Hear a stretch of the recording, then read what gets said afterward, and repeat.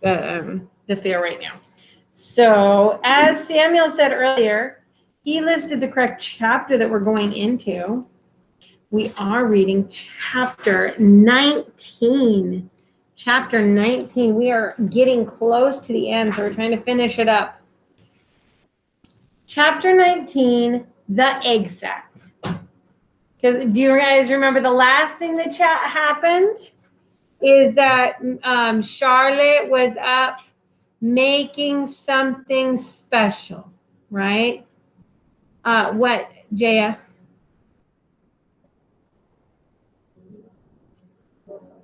She did make a web to save Wilbur, but that wasn't the very last thing she did. Remember, she made the web, and then she left her web, and Wilbur was like, "Where did you go?"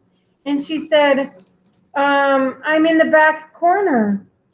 And then he said, "She's let's see, it's something for me." That's what she said. And then she said, "I will show you my masterpiece. When you wake up, I will show you my masterpiece." So we want to know what her masterpiece is. So that's what we're reading about. In chapter 19, the egg sack. The next morning, when the first light came into the sky, and the sparrows stirred in the trees, when the cows rattled their chains and the rooster crowed and the early automobiles went whispering along the road, Wilbur awoke and looked for Charlotte. He saw her overhead in a corner near the back of his pen. She was very quiet. Her legs were spread wide. She seemed to have shrunk during the night. Next to her, attached to the ceiling, Wilbur saw a curious object. It was a sort of sack or cocoon. It was peach-colored and looked as though it were made of cotton candy. "Are you awake, Charlotte?" he asked. "Yes," came the answer. "What is that nifty little thing? Did you make it?" "What?" "I think that like the little bee is like where she has her babies and stuff." Where she has her babies? Or maybe it's eggs, right? Where she has her eggs.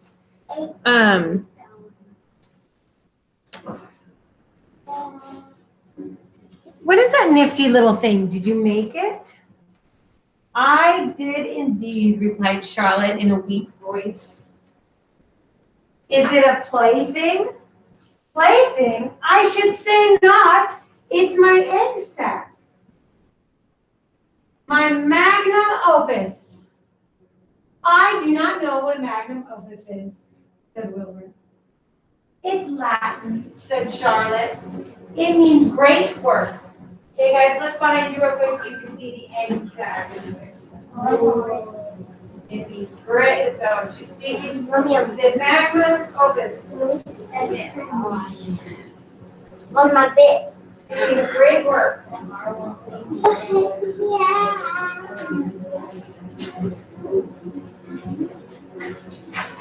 I'm not making good up in your back. All right.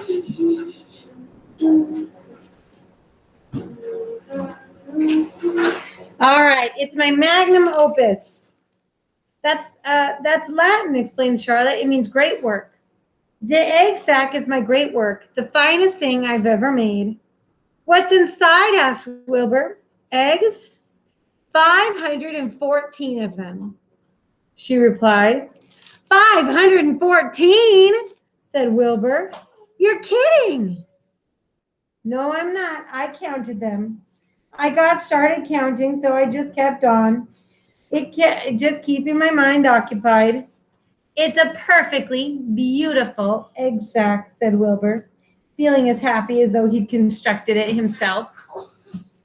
Yes, it is pretty, replied Charlotte, patting the sack with her two front legs.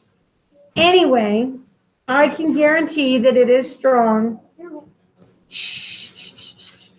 It's made of the toughest material I have. It's also waterproof. The eggs are inside and will be warm and dry.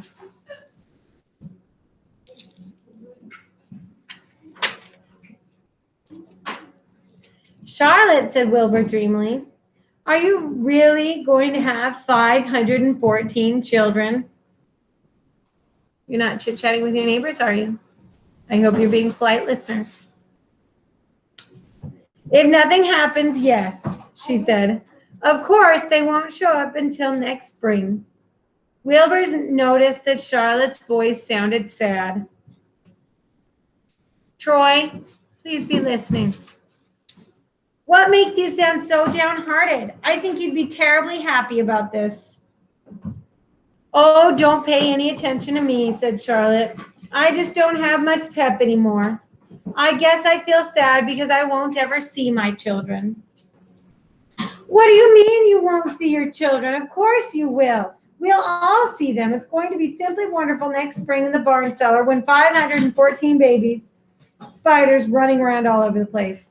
And the geese will have a new set of goslings, and the sheep will have their new lambs. Maybe, said Charlotte quietly. However, I have a feeling I'm not going to see the results of last night's efforts. I don't feel good at all. I think I'm languishing, to tell you the truth. Wilbur didn't understand the word languish, and he hated to bother Charlotte by asking her to explain, but he was so worried he felt he had to ask. What does languishing mean? It means I'm slowing up, feeling my age. I'm not young anymore, Wilbur, but I don't want you to worry about me. It's your big day. Look at my web. Doesn't it show up well with the dew on it? Charlotte's web had never looked more beautiful than it looked this morning. Each strand held dozens of bright drops of early morning dew. The light from the east struck it and made it plain and clear. It was a perfect piece of designing and building. In another hour or two, a steady stream of people would pass by, admiring it, reading it, and looking at Wilbur, and marveling at the miracle. As Wilbur was studying the web, a pair of whiskers and a sharp face appeared. Slowly, Templeton dragged himself across the pen and threw himself down in a corner. I'm back, he said in a husky voice. What a night. The rat was swollen to twice his normal size. His stomach was as big around as a jelly jar. And what do you think he was doing all night long? What do you think he was doing? All night long. Ashlyn? Eating. If you were thinking eating, you were correct. He's swollen to twice his normal size. Oh, God. That is it. He's pretty big.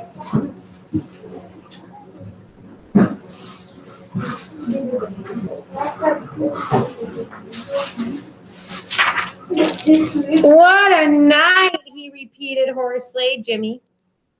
What feasting and carousing. A real gorge. I must have eaten the remains of 30 lunches. Never have I seen such leavings. And everything well ripened and seasoned with the passage of time and the heat of the day. Oh, it was rich, my friends, rich. You ought to be ashamed of yourself, said Charlotte in disgust. It would serve you right if you had an acute attack of indigestion. Oh, don't worry about my stomach, snarled Templeton. It can handle anything. And by the way, I've got some bad news. As I came past the pig next door, the one that calls himself Uncle, I noticed a blue tag on the front of his pen. That means he's won first prize. Guess you're licked, Wilbur. You might as well relax. Nobody's going to hang any medal on you. Furthermore, I wouldn't be surprised if Zuckerman changes his mind about you. Wait till he gets a hankering for some fresh pork, smoking ham, and crisp bacon. He'll take the knife to you, my boy. Be still, Templeton, said Charlotte. You're too stuffed and bloated to know what you're saying. Don't pay any attention to him, Wilbur. Wilbur tried not to think about what the rat had just said. He decided to change the subject. Templeton, said Wilbur, if you weren't so dopey, you would have noticed that Charlotte has made an egg sack. She's going to become a mother. For your information, there are 514 eggs in that peachy little sack. Is that true? Asked the rat, eyeing the sack suspiciously. Yes, it's true, sighed Charlotte. Congratulations, murmured Templeton. This has been a night. He closed his eyes, pulled some straw over himself, and he dropped off to a deep sleep. Wilbur and Charlotte were glad to be rid of him for a while. At 9 o'clock, Mr. Arable's truck rolled into the fairgrounds and came to a stop at Wilbur's pen. Everybody climbed out. Look, cried Fern, look at Charlotte's Web. Look what it says. The grown-ups and children joined hand and stood there, studying the new sign. Humble, said Mr. Zuckerman. Now, isn't that just the word for Wilbur? Everyone rejoiced to find the miracle of the web had been repeated. Wilbur gazed up lovingly into their faces. He looked very humble and very grateful. Fern winked at Charlotte. Lurvy soon got busy. He poured a bucket of warm slops into the trough. And while Wilbur ate his breakfast, Lurvy scratched him gentle with a smooth stick. Wait a minute, cried Avery. Look at this. He pointed to the blue tag on Uncle's pen. This pig has won first prize already. The Zuckermans and the Arables stared at the tag. Mrs. Zuckerman began to cry. Nobody said a word, just stared at the tag. Then they stared at Uncle. Then they stared at the tag again. Lurvy took out an enormous handkerchief and blew his nose very loudly. So fast that the noise was heard by stable boys over at the horse barn. Can I have some money? Asked Fern. I want to go out to the midway. You stay right where you are, said her mother. Tears came to Fern's eyes. What's everybody crying about? Asked Mr. Zuckerman. Let's get busy. Edith, bring the buttermilk. Mrs. Zuckerman wiped her eyes with her handkerchief. She went to the truck and came back with a gallon jar of buttermilk. Bath time, said Zuckerman cheerfully. He and Mrs. Zuckerman and Avery climbed into Wilbur's pen. Avery slowly poured buttermilk on Wilbur's head and back, and it trickled down his sides and cheeks. Mr. and Mrs. Zuckerman rubbed it into his hair and skin. Passers-by stopped to watch. Pretty soon a crowd had gathered. Wilbur grew beautifully white and smooth. The morning sun shone through his pink ears. He isn't as big as that pig next door, remarked one bystander, but he's cleaner. That's what I like. So do I, said another man. He's humble, too, said a woman, reading the sign on the web. Everybody who visited the pig pen had a good word to say about Wilbur. Everyone admired the web. And, of course, nobody noticed Charlotte. Suddenly, a voice was heard on the loudspeaker. Attention, please, it said. Will Mr. Homer Zuckerman bring his famous pig to the judge's booth in front of the grandstand? A special bid award will be made there in 20 minutes. Everyone is invited to attend. Write your pig, please, Mr. Zuckerman, and report to the judge's booth promptly. For a moment after this announcement, the Arables and the Zuckermans were unable to speak or move. Then Avery picked up a handful of straw and threw it high in the air and gave a loud yell. The straw fluttered down like confetti into Fern's hair. Mr. Zuckerman hugged Mrs. Zuckerman. Mr. Arable kissed Mrs. Arable. Avery kissed Wilbur. Lurvy shook hands with everybody. Fern hugged her mother. Avery hugged Fern. Mrs. Arable hugged Mrs. Zuckerman. Up overhead in the shadows of the ceiling, Charlotte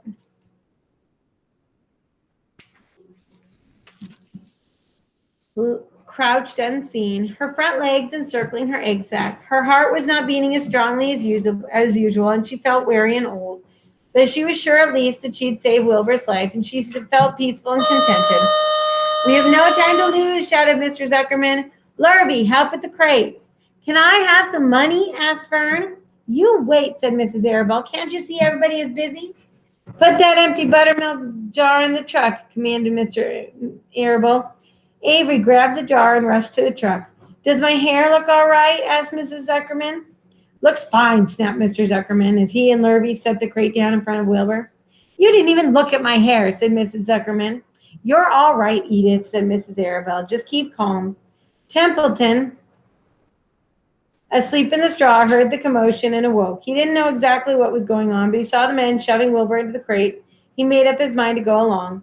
He watched his chance, and when no one was looking, there's everybody hugging everybody and celebrating.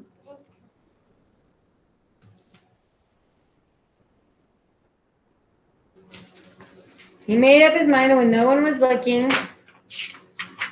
he crept into the crate and buried himself in the straw at the bottom. Alrighty, boys, cried Mr. Zuckerman. Let's go. He and Mr. Arable and Lurvy grabbed the crate and boosted it over the side of the pen and up into the truck. Fern jumped aboard and sat on top of the crate. She still had straw in her hair and looked very pretty and excited. Mr. Arable started the motor. Everyone climbed in, and off they drove to the judge's booth in front of the grandstand. As they passed the Ferris wheel, Fern glanced up at it and wished she were in the topmost car with Henry Fussy at her side.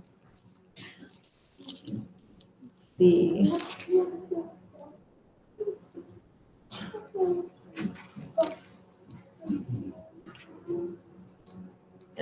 Yeah. All right, we're getting closer. So that was chapter 19. Chapter 20. Can we do chapter 20? Not right now. If we have any time later, we totally can. If you guys are going to behave yourselves as nicely as you did now.